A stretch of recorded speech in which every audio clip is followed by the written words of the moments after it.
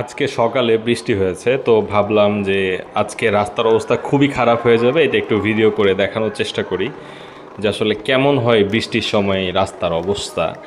আমি যেখানে থাকি এটা হচ্ছে বাউনিয়া, ঢাকা উত্তর সিটি কর্পোরেশনের 52 নম্বর ওয়ার্ড। সো এই এলাকাটা উত্তর সিটি কর্পোরেশন আওতাধীন একটা এলাকা এবং এটা একটা সংযোগ সড়ক বলা যায়।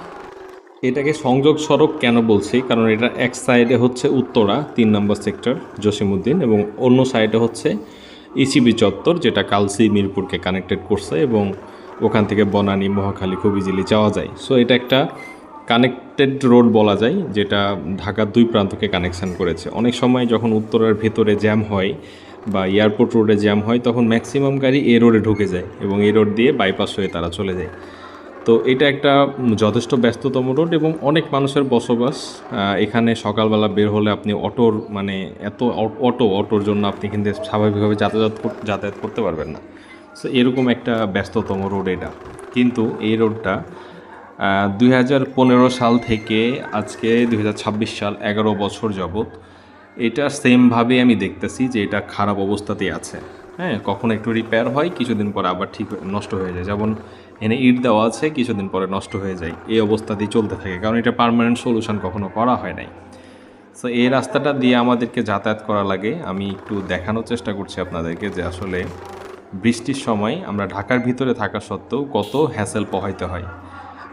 যদি আমরা এই জায়গাতে না থাকি, হয়তো দেখা যাচ্ছে এখানকার মানুষের আসলে যাতায়াতের জন্যই এখানে হচ্ছে আপনার ভাড়াটারা তুলনামূলক কম, কারণ হচ্ছে এখানে যাতায়াত খারাপ। হয়তো ভবিষ্যতে যাতায়াতটা যদি আরও ভালো হয়ে যায় তাহলে এখানকার অবস্থাও বা আপনার ভাড়াও অনেক বেড়ে যাবে।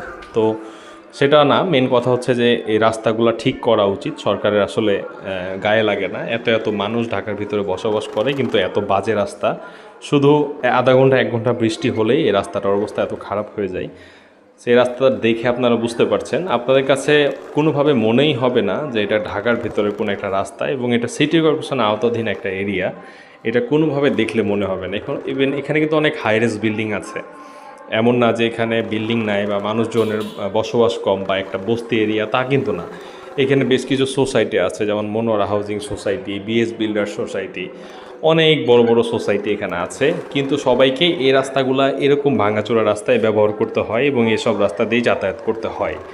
এখন এই ভিডিওর মাধ্যমে যদি অনেকে দেখে বা মনে করে যে না, এটা ঠিক করা উচিত, হয়তো বা কারো না কারো চোখে যদি পড়ে, এই জন্য আমি চিন্তা করলাম যে অ্যাটলিস্ট আমার ফ্রেন্ড সার্কেল বা আমার পরিচিত যারা আছে তারা অন্তত দেখুক যে এই রাস্তাগুলো কতটা খারাপ এবং কতটা বাজেভাবে এখানকার মানুষ বসবাস করছে শুধুমাত্র এই রাস্তার জন্য। কারণ এখানে আর কোনো সমস্যাই নেই, একটাই সমস্যা, সেটা হচ্ছে রাস্তার সমস্যা। অল্প একটু বৃষ্টিতে একদম হাঁটু পর্যন্ত কাদা হয়ে যায়, খুবই বাজে অবস্থা হয়ে যায় এই রাস্তার। তো সেটা দেখানোর জন্যই আজকে আমি এই ভিডিওটা করলাম, যেন আপনারা বুঝতে পারেন যে আসলে কী সিচুয়েশান যাচ্ছে। সো বাউনিয়াতে আপনারা যদি কোনো সময় আসেন তাহলে এই রাস্তার এক্সপিরিয়েন্স নিতে পারবেন। আমার কাছে মনে হয় না যে বাউনিয়াতে কারো যদি প্রাইভেট ট্রান্সপোর্টের ব্যবস্থা না থাকে, যেমন গাড়ি অথবা বাইক, তাহলে বাউনিয়াতে কেউ সুস্থ মানুষ এসে সুস্থভাবে ফেরত যেতে পারবে না।